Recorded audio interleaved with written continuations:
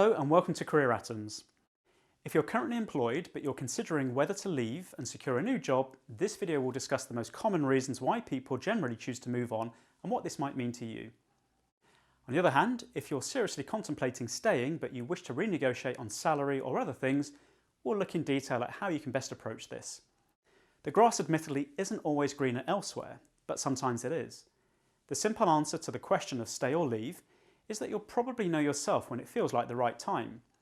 If you find yourself even wondering, it's often a signal that something either isn't quite right or could be bettered. Sit down and fully consider the various pros and cons. What do you enjoy about the role and company? What could be improved?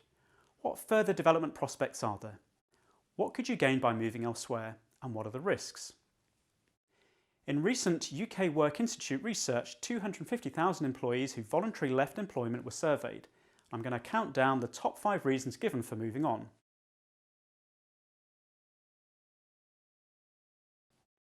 Leaving due to a geographical move was in 5th place with 8% of candidates surveyed. It seems quite high to me, and I hadn't anticipated that workforce mobility was quite so prevalent. But anyway, in such circumstances, leaving was probably more of a necessity, so rather than comment further on this, I'll turn to the 4th place reason for moving on.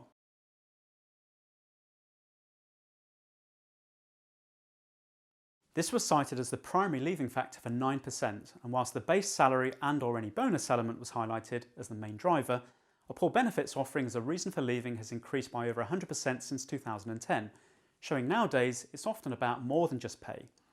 If salary is the key issue and you suspect that yours is out of kilter with competitors in the general market, do some concerted research, as the more factual information you can avail yourself with, the stronger your potential negotiating position should you opt to go down this path. Try to understand where your pay sits internally and whether there's any likely further scope for adjustment outside of a promotion or role change. Does your company use published pay scales for different roles, grades and levels? Again, information and research is key. Also look at the various internet job boards for any advertised pay levels for similar external jobs, albeit keep in mind that this isn't the most accurate guide, so don't solely rely on this. Cross-reference any available information on sites like glassdoor.com, wageindicator.co.uk, and talk to knowledgeable people in your network. Speak to specialist recruitment agents, albeit recognise their vested interests. Basically, gather as much verifiable data as possible to build your case. It's unfortunately not at all uncommon for those who've been with the same organisation for a longer period of time to be adversely affected by what's called internal equity. What this basically means is that your salary hasn't necessarily kept pace with the external marketplace. And this is particularly prevalent if you work in niche areas of IT or other specialist skills areas where demand and supply in the wider market can move quite sharply, thus making you susceptible if this isn't also reflected internally. Employers that fail to recognise internal equity may find it increasingly difficult to replace any leavers, as their ideal target pay doesn't adequately reflect the market. In order to fill roles on a like-for-like basis, they may end up needing to offer new external hires salaries above those in the existing team. Now, you'd hope that, of course, having a more acute awareness of the market rates would automatically lead to an uplift in salary levels for the whole team, but this, of course, rarely happens.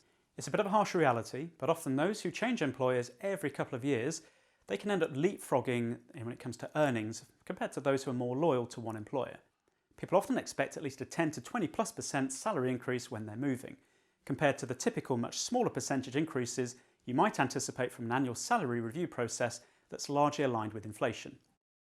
If pay is the main thing that you're unhappy with, adopt the "you've got nothing to lose" and "if you don't ask, you don't get" philosophies, and find out if there's any opportunity to adjust this with your current employer before you start embarking on a concerted external job hunt. Armed with factual information, you'll want to sit down with your manager at an appropriate time to discuss this, and good timing is important. If you're already fairly close to an annual review process, it may be best to incorporate this together. Also, don't pick a time when you know that your manager is really busy with other things and unlikely to be able to give this the full attention it deserves. But when you do finally sit down and discuss this, rather than dive straight in and ask the question, begin by briefly reinforcing your value by bullet pointing 1 or 2 very recent achievements and major contributions. Confirm your commitment to a longer-term future, and then succinctly share your headline justification research and simply ask whether, based on this, there's room for manoeuvring. But don't be too surprised if the automatic response isn't yes. Regardless, stay calm and courteous, because if you decide to stay, you don't really want to be burning any bridges. But if you do decide to look elsewhere, ensure it's all under your own terms and timing preferences. You also don't ideally want an external job search to be completely obvious to everyone. So remain polite and professional whatever the response. Sometimes a planted seed might germinate a short time after your discussion. Also, before you meet, it's prudent for you to already have a plan B and C up your sleeves, such that if they definitely say that there's no scope for any salary increase, what other concessions might still work? What about the funding of training and qualifications? An increased level of work flexibility or additional responsibilities, etc. Have these things in mind up front, so if need be, you can just lay everything out on the table in one go and see what they come back to you with. If it's all about the benefits package, this is admittedly much more of an issue, and it's harder, if not almost impossible, to adjust due to the obvious wider impact on all other staff. If 24 days annual leave is the company standard, don't waste time going in and asking for 25.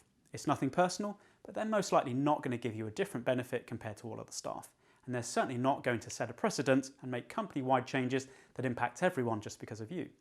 So instead, focus on elements where there could be some flexibility, which is potentially salary, bonus, and other concessions. It's a shame, but some employers only look to adjust salary levels as a knee-jerk reaction when you eventually inform them that you've secured a higher external offer and you've decided to leave. You'll have to make a judgment call on whether to accept any counteroffer, considering the ethics of the situation, the potential impact on your current employment relationship and trust, whether any promises made will really come to fruition, whether they genuinely value you, or if it's more of a case of just solving an immediate issue and potentially saving on some rehiring costs. It is indeed true that a good number of people who accept an internal counteroffer do still end up leaving within the following 12 months. And whilst I'm yet to find the exact precise corresponding research, the anecdotal figures often quoted range from 50% to 90%, with most around the 70% region. From my own personal experience, it's somewhere higher than 50% but lower than 90%.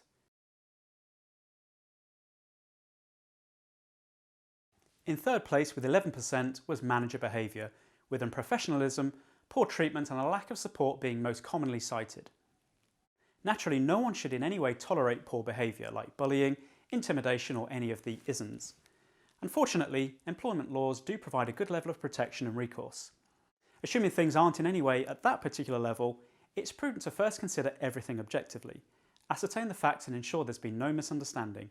Sometimes it can also help to discuss everything with a trusted third party. Before any knee-jerk decisions, if there's something you're unhappy with, try to talk openly with your manager, or if it isn't possible, share concerns with HR. If there's still no simple resolution, and if you're not listened to and nothing changes, it's definitely time to move on. Poor behaviour that's in congruence with our sense of fairness and personal values provides a very strong motivator to change. When trust is broken, it's hard to ignore and forget about it. Never seek to justify or in any way excuse management behaviour that falls way short. In second place with 12% was work-life balance, encompassing those who moved for a reduced commute and others who wanted greater schedule flexibility.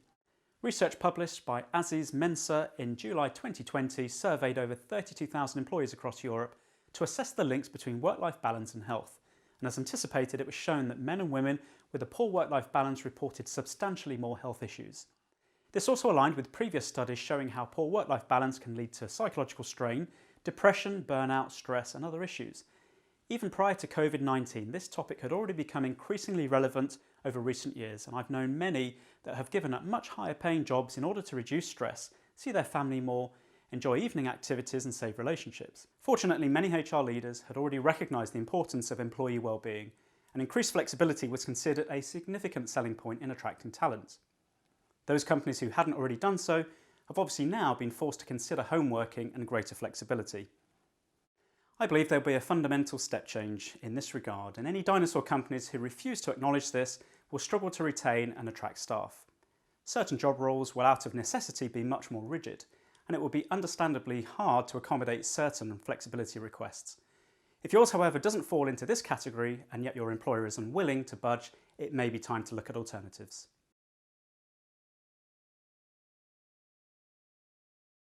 For the past 9 years in a row, career development and the need for a new challenge has been cited as the number one reason for leaving. In this research, it accounted for 22% of the total surveyed. If you find your work dull or not challenging enough, is there anything that you can do about this? Have you proactively raised the issue internally to see what could change? When I've interviewed people for roles and they've expressed a desire for a new challenge, it It was always surprising just how many hadn't actually sat down with their current manager to discuss this and see if there was a solution. It has to at least be worth openly asking the question and understanding what your options are. Do it in a very professional manner that provides assurance of your genuine keenness rather than anything that could be perceived as a threat or holding anyone hostage. When it comes to career development, again, consider all options. Ask the same questions to explore what, if anything, may lie ahead for you both within your current team and the wider business. If it's obvious that doors are firmly shut for the foreseeable future, or if you keep finding yourself overlooked for internal positions, realistically, it probably is time to take control and look externally.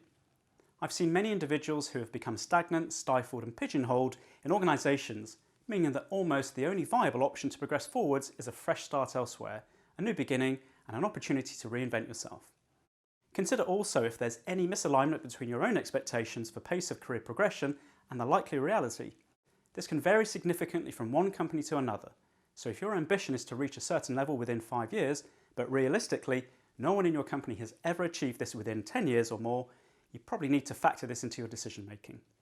I've known many individuals who've progressed very slowly within a company and have then experienced an almost meteoric upward trajectory when they've left and gone elsewhere. Vigorously seek to find out and weigh up your likely internal options before making any decisions. I'm going to add in an additional reason for leaving that I hear reported by candidates very frequently.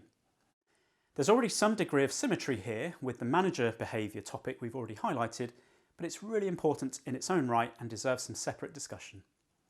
Workplace culture has been the focus of considerable study for decades now, including that of psychologist Edgar Schein, who famously outlined 3 layers of organisational culture back in the 1980s. In essence, culture is the environment that an organisation creates for its employees, and it includes a mix of the company's leadership, values, traditions, beliefs, interactions, behaviours and attitudes. It permeates everything a company does and stands for. It's the way people treat each other, it underpins how things get done, and it's the feel of the work environment. Consider your current employer environment. Is it formal, stuffy, serious and professional? Or is it laid back, informal and fun? Flexible, trusting and autonomous? Or inflexible, distrusting and controlling? Is it dynamic, full of energy and inspiring? Or dull and energy sapping? Fast-paced and forward-thinking? Or sedate and staid? Creative, innovative and embracing of change, or completely unwilling to change? Open, collaborative and team-centric, or closed, siloed and individually focused? I'm not aware of any perfect company out there, but the best ones do tend to develop a culture where employees feel engaged, motivated, listened to, appreciated and empowered with a strong sense of purpose.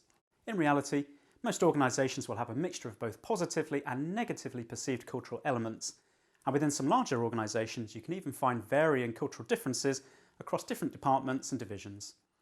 It's important to evaluate and assess what kind of culture suits you best, and you need to be quite honest with yourself. The highly dynamic, creative and entrepreneurial startup environment might sound great, but it would be a very painful mismatch if when push comes to shove, you prefer a more structured, supportive and slower paced work culture. I've seen individuals struggle in one company due to a cultural mismatch, but then absolutely flourish and grow when they've moved on to one that suits them much better. Also, try to determine if negative cultural traits are embedded within the company or more isolated and aligned perhaps with a particular current leader. It's obviously more problematic and deep-rooted if any issues are company rather than individual oriented. If you're acutely aware that your values, beliefs and goals are incompatible with those of the organisation, it's definitely time to look elsewhere and stay true to your construct system. The importance of a strong, positive work culture really can't be overemphasised. It's well known that human drivers are often more effective when it comes to employee engagement than monetary factors, and I've personally known many job hunters who've willingly reduced their compensation in order to join companies with fantastic cultures. If over time you've become accustomed to and accepting of a toxic culture, take action today and resolve to do something about it. Don't just go and resign immediately, but quietly start to initiate some proactive steps. Take control and think about the kind of future you deserve elsewhere. I hope this guidance has given you food for thought, and I wish you all the very best with whatever you ultimately choose to do. Thank you very much for watching.